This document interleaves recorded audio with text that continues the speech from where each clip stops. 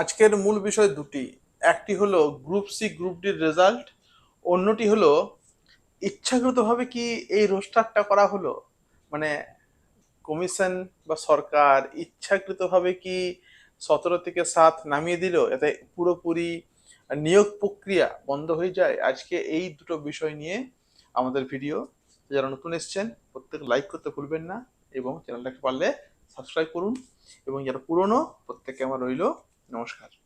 দেখুন, group C group D result পুজোর মধ্যেই বা পুজোর আগেই দেওয়া হবে।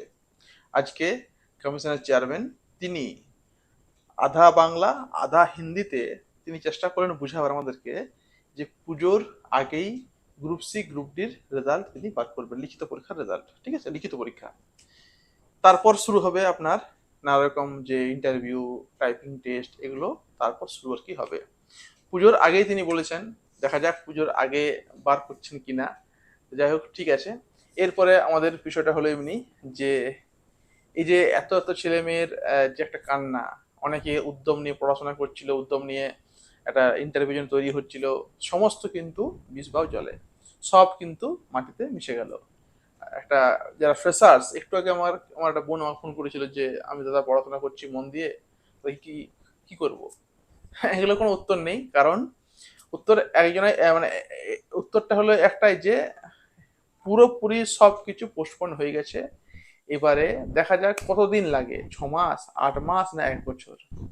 যতদিন না ওবিসি কেস মিটমাট হয়, 17 থেকে 7, 7 থাকবে ফিক্সড না 17 থাকবে ফিক্সড, কোনটা থাকবে সেই নিয়ে একটা জলঘোলা শুরু হয়ে গেছে।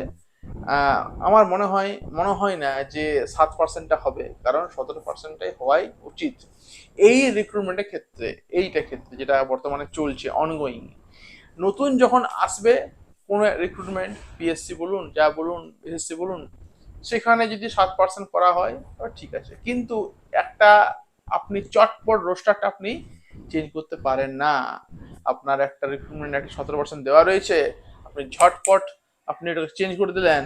মানে আমি মানে এটা ধরুন, এটাতে কোনো ধরুন আপনার বাড়ির কোনো জিনিসপত্র নয় যে এখান থেকে সরিয়ে ওখানে রেখে দাও। এটা একটা নিয়োগ প্রক্রিয়া যেখানে সমস্ত কিছু আইন মানে আইনগতভাবে আপনি আপনি একটা নোটিশ আপনি আপনার একটা গ্যাজেট আপনি পাস করছেন, ওই গ্যাজেটে আপনি লিখছেন যে এগুলো এগুলো আর কি থাকবে, আর আপনি চটপট কোচিং করে দিচ্ছেন। এমনি করে হয় না, এমনি করে হয় না বলে এইভাবে বন্ধ কিন্তু হয়ে যায়। যাই হোক, এই নিয়ে আজকে ছোট্ট একটা ভিডিও। খারাপ লাগছে আর কি বলতে, হাসছি আলাদা ব্যাপার, কারণ হাসি কার উপরে না, এই যে সরকার তার উপরে হাসছি, কিন্তু খারাপ লাগছে বলতে আর কি যে এগুলো কেন এমনি হচ্ছে। আমাদের যারা পড়াশোনা করছে যে সমস্ত ছেলেমেয়েরা, ওরা ওদেরকে সঙ্গে কেন ওদেরকে নিয়ে আর কি একটা হাসি খেলা চলছে।